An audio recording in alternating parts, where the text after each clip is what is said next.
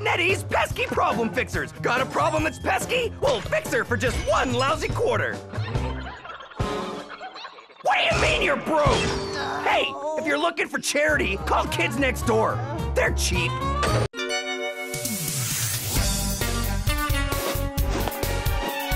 Being a kid fucking sucks. Homework, chores.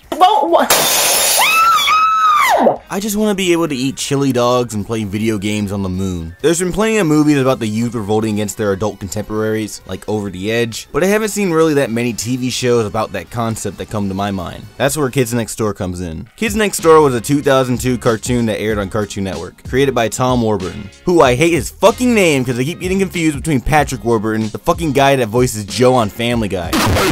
The creation of Kids Next Door is actually pretty interesting. Like most TV shows, the show is pitched with a pilot, but the original pilot wasn't Kids Next Door, it was a pilot for a much different show, Kenny and the Chimp. A show about a young boy named Kenny and his pet chimp getting him in trouble. The Kids Next Door correlation is that the kids were not really the focus of the series, but rather appeared as side characters or reoccurring characters. Also, one more thing worth mentioning about this pilot is a progressive piece of art. Never have I seen full frontal nudity of a young boy displayed on a kid's show. Also, does Kenny just not have a dick or what? The focus of the show eventually changed the focus on the Kids Next Door, a change I think everyone and their fucking mother was grateful for. I'm sorry, the whole, hey, I'm a kid and I have a chimp thing feels really overplayed. I mean, we got something like My Chimp Partner's a Monkey, but be honest with yourself, do you really like that show or do you just remember it? I mean, it's not that bad, but like, do you honestly give a shit about that show? Anyways. The whole Kenny and the Chimp stuff pretty much scrapped, except that they made the doctor character in Kenny and the Chimp into a reoccurring villain in the show, so that's pretty cool. The other interesting thing about Kids Next Door creation was that it could have possibly never happened. Back in 2001, Cartoon Network aired the Kids Next Door pilot we know as today,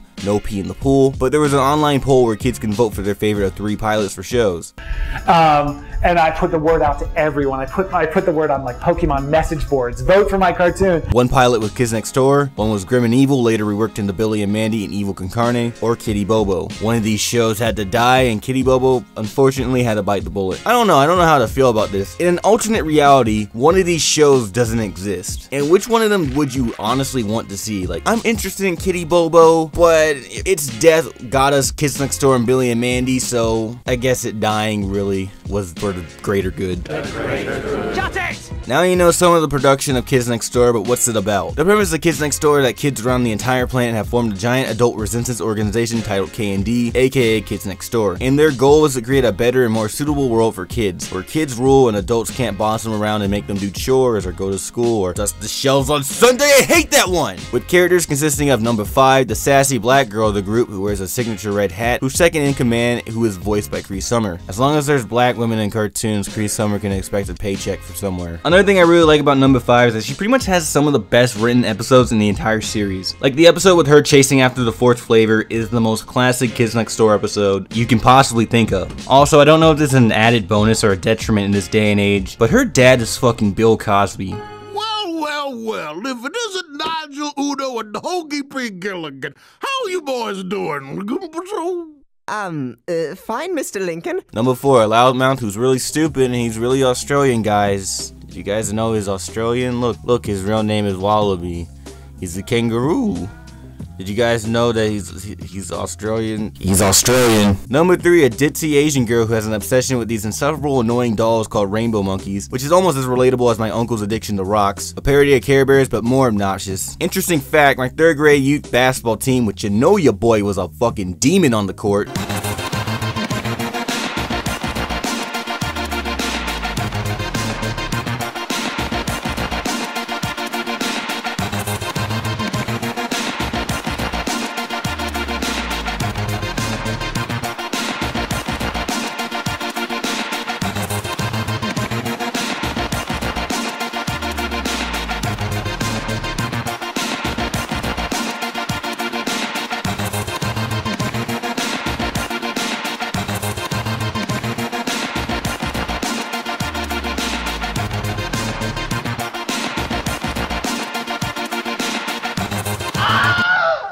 Had an inbounds play where the fat kid with Asperger's would scream at the top of his lungs, "Rainbow monkeys!" The play worked every time because every kid on the opposing team were so damn confused. Number 2, the fat shit of the team who makes terrible jokes but makes most of the show's technology, so that makes him pretty awesome. Also, he wears goggles because I'm assuming Tom Warburton was probably a big fucking weeaboo. And number 1, a prematurely bald child who's leader of Sector V. Also, he wears sunglasses indoors, so you know he's either a badass or just a piece of shit. Look at him, he's a little football-headed Vin Diesel. Most episodes in the series are about problems that kids have to face, but exaggerate to an extreme degree, and this affects the villains as well. Like Nightbrace, he's an evil dentist, which dentists are just evil in general. Fuck dentists. You mean well, but fuck you. Or the Common Cold, who is a disgusting piece of shit. I hate him. He's the worst villain. He disgusts me. Fucking spreading and shooting his cartoon boogers all around the screen on the fucking show. I hate him. And the Toilinator, who does, nothing. He's a goof character, but they always like wanted his powers to be like he makes kids shit. Like it fits into the theme of the show, like kids shit their pants constantly like through their childhood, so why can't he have like a villain that makes kids shit their pants? And the main big bad father, who I'm disappointed in, I mean his powers are fire and fire is cool, but they're just kind of bullshit. He's an adult version of the Human Torch. A better interpretation of father in my opinion is that he's a raging alcoholic who beats his kid. There's episodes in the series I can really relate to, like getting bad lunch from a gross old fat lady, having to wait for adult swim to be over at the pool, which was always bullshit. I never understood it. It was just always a stupid fucking rule. It had no real reason to exist. Having a mean babysitter or just having your underwear try to suffocate you. Not figuratively, literally.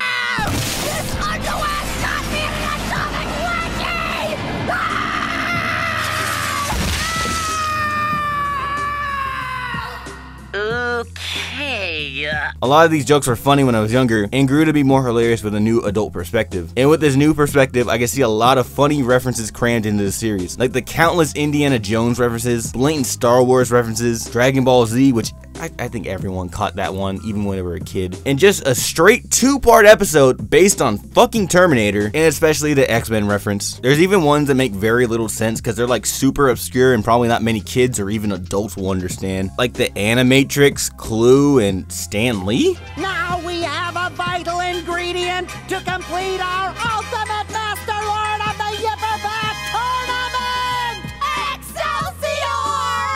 Excelsior! Excelsior!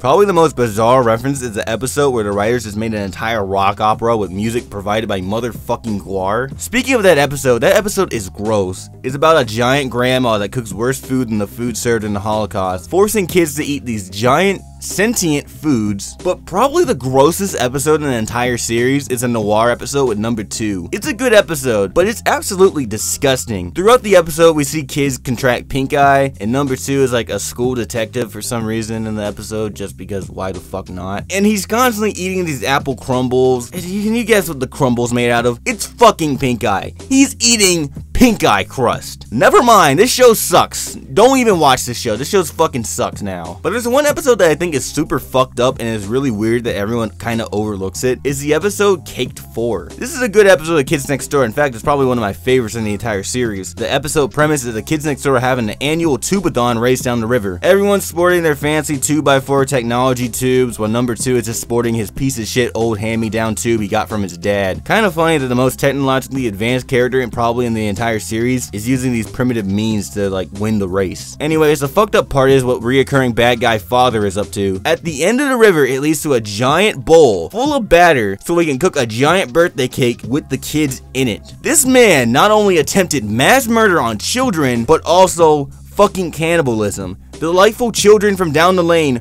are fucking cannibals. Cannibalism aside, Kids Next Door has a lot of great episodes, my favorite being the Morris episode because I found him to be a strong, interesting character, and you can hear what I had to say about him in another video I did called My Favorite Black Cartoon Characters. Moving on, the art of the show is one thing I really like. A lot of Tom Warburton's design philosophy from working on his last show, Pepper Ann, carry over onto this show. Like the long, skinny necks of the characters, overly big shirts that hang off the character's torso, and you can't forget those large hands and big as fuck size 18 shoes everyone wears. Everyone in the show kind of looks like tech dudes, but the one aspect I really love about the show is the weaponry. I love how interesting and imaginative all the weapons and vehicles the characters use in the show. What I really love about their weapons is that the designers took into accountability that these are kids building these fucking devices, and kids don't have money, and it would look really weird if kids like number 1 were carrying a fucking Glock. So they made all the weapons look like they were created by children. All the weapons in the show look like kids just found some practical bullshit they found in their garage or something and turned them into useful items. None of these weapons would work in the slightest in reality,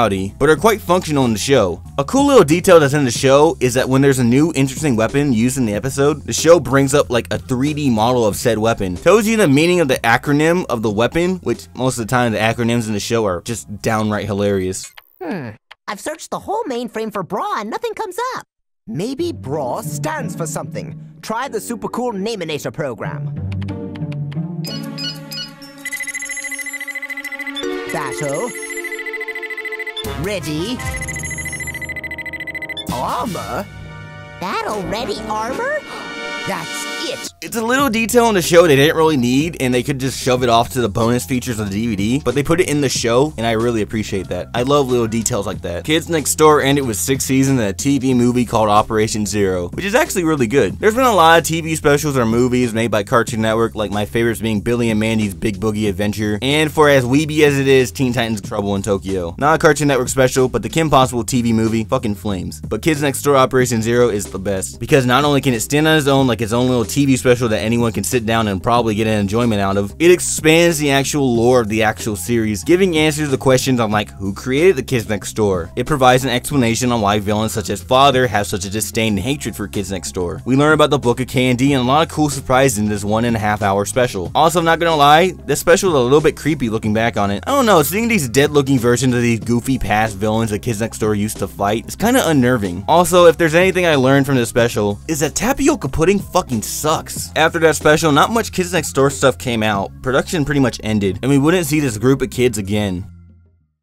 Until March 19th of 2015, Tom Warburton, in collaboration with some artists, posted an Animax style video on what would be a sequel series, Galactic Kids Next Door. Galactic Kids Next Door was pitched to Cartoon Network multiple times according to Warburton, and was rejected each time. He's still confident that the show will get picked up in the future, but at this moment Galactic Kids Next Door is nothing. Galactic Kids Next Door is an interesting sequel that I would be down to see, and I'm not the only one. Fans have signed petitions to get Cartoon Network to see that there's interest in the series, and the voice actors also have expressed their interest in coming back to the show. So why is Cartoon Network just being cowardly bitches and not greenlighting this shit already? Why you gotta be such bastards, Cartoon Network, huh? Well, there's a couple of reasons for that. One, the reason I think they aren't making a sequel series or very hesitant to greenlight Galactic Kids Next Door is because they're very unsure about it. They are unsure whether or not investing money into the show is actually beneficial. Think about it, how logical does it sound to create what I'm assuming a plot-driven sequel to a kids show that aired over a decade? I don't know, it doesn't sound too smart to me. Mostly one, because you're alienating a lot of the audience that haven't seen the original and hasn't caught up to the original canon of the series. And a lot of kids that frequent the network now probably are too young to know what Kids Next Door is. Plus, the way the show is, it doesn't seem to fit in Cartoon Network's new design philosophies either. They want short 11-minute comedy slice of life shows they can air the hell out of throughout the day. And I don't think Galactic is what they really want at this moment. And besides, would you really want an 11-minute unfunny, unappealing cow art style of Kids Next Door? I don't think so. Now, I know a lot of you are gonna bring up, hey, Samurai Jack got a sequel, why not Kids Next Door? Look, the way Samurai Jack got back on the air is weird. Adult Swim is weird, okay? Gendy Tarakasi just literally went like, hey, can I just have another show? And they just went like, okay, sure. Plus, there needed to be another season of Samurai Jack. That needed to happen to conclude the series. Galactic Kids Next Door is not to conclude the series, it's a continuation of the series. And investing time and money into a continuation of that series, it's not really in CN's interest at the moment. Now, that may sound sad, but the possibilities of the series ever coming back to fruition isn't all dead. I have some hypothetical possibilities for Galactic Kids Next Door, how it could get made. One, it could move to a different network. Kids Next Door isn't owned by Cartoon Network. It's remembered as a classic, but never was actually made in-house. It was made by an animation studio, Curious Pictures. So if they so desired, they can just migrate to a different network and just get them to make it. But I don't see this possibility really happening, because one, again, you're making a sequel series to a kids show that aired over a decade ago. And also, wouldn't it be weird seeing a traditionally CN property on another network? It's awkward. It's like the time where Nick got the license to Dragon Ball Z and when Disney got the license to Naruto. It's just weird. Number 2, Netflix. Netflix is probably the one possibility I want the most for the series. One, because they have a really good animation department, so I have full confidence in them making a good show, if given the chance. Number 3, the last one, and I hope to God this doesn't happen, Kickstarter. There's been a lot of cool products from Kickstarter, like Shovel Knight and pretty much nothing else because everything else was pretty bad. But many Kickstarters have sucked ass. Plus, we've seen kickstarting an animated series doesn't work with the way that being Pumpy Cat was handled. So yeah,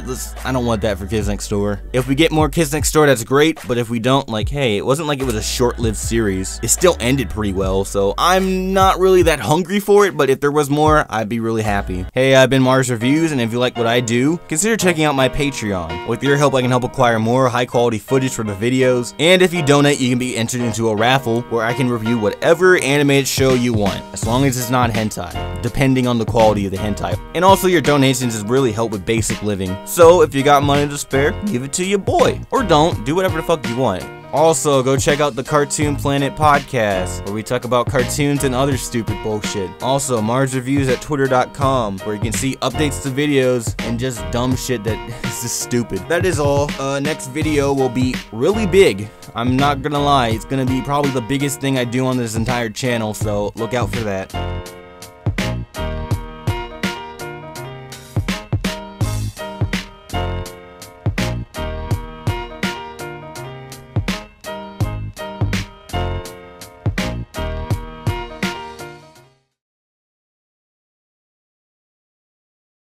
Also, I found something really strange about the characters while editing this. These kids have 2 fucking toes.